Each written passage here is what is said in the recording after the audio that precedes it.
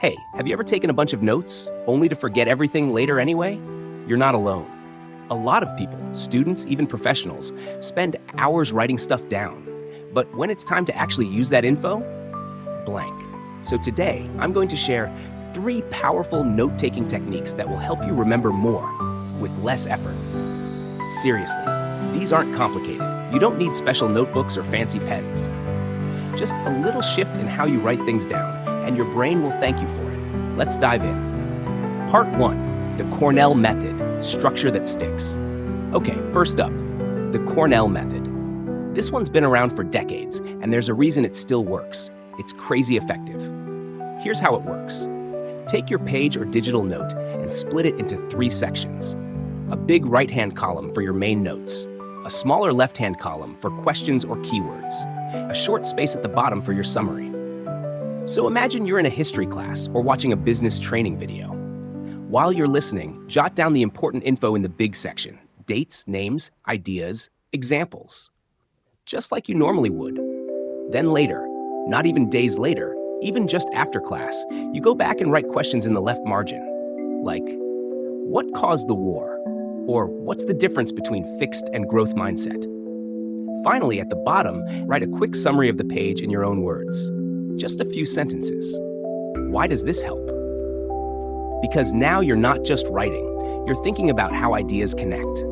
You're practicing active recall. You're literally training your brain to understand and remember instead of just copying. And honestly, the Cornell Method is amazing when you're reviewing later. You can cover the big notes and quiz yourself with the questions on the side. No flashcards needed. Try it once. It might just become your go-to.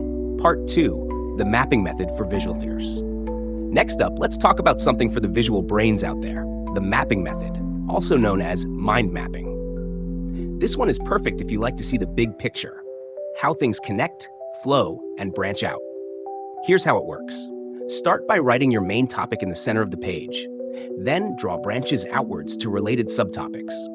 From those, you can draw more branches with examples, facts, or details. It kind of looks like a tree or a web. And if you're doing this digitally, apps like Miro, Xmind, or even just using your iPad with a stylus, it can look really clean and fun. For example, if you're learning about the human brain, the center might be brain, and the branches would be cerebrum, cerebellum, brainstem, and so on. Then each of those could have mini notes like controls movement, handles balance, etc. Why does this help?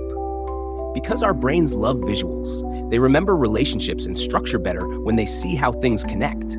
Plus, mapping makes it really easy to add ideas later without rewriting everything. It's also great for creative thinking and problem solving, not just memorizing. So if you're studying, brainstorming, or planning a project, mapping can be a game changer. And honestly, it's kind of fun, almost like drawing your thoughts. Part 3, the Feynman Technique, teach to remember.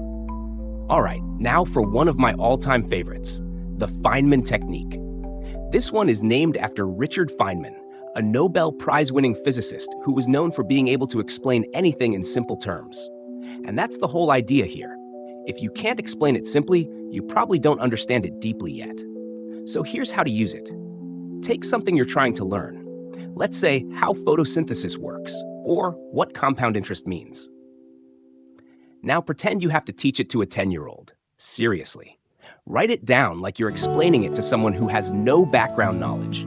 Use simple words, short sentences, no jargon, no fluff. If you get stuck, if you don't know how to explain a part clearly, that's your signal to go back and review it. Fill the gap. Then try again. And that's where the magic happens. This method doesn't just help you remember things. It helps you understand them, like for real. It works for anything. Math formulas, business terms, psychological concepts, even life lessons. And bonus, you don't need to write an essay. Sometimes just talking out loud to yourself works too. No shame. I do it all the time. Now, look, there's no one-size-fits-all way to take notes. Some people love highlighters and color codes. Some use Notion or GoodNotes. Some still rock pen and paper. And that's all okay. The important thing is, your notes should work for you. They should help you remember, not just look nice. So if your current method isn't helping you actually learn, maybe it's time to experiment. Try one of these. Try all 3. See what clicks. And remember, you don't need to take perfect notes. You just need to take smart ones. If you found this helpful, give it a thumbs up. It really helps the channel reach more students and learners like you. And if you've got a favorite note-taking hack, drop it in the comments. I'd love to try it out. Also, if you want a full breakdown of digital versus handwritten notes, or how I personally use Notion to organize everything, let me know. I'll make a video on it. Thanks for watching, and remember, you're not here to be perfect. You're here to grow. Keep learning, and I'll see you in the next one.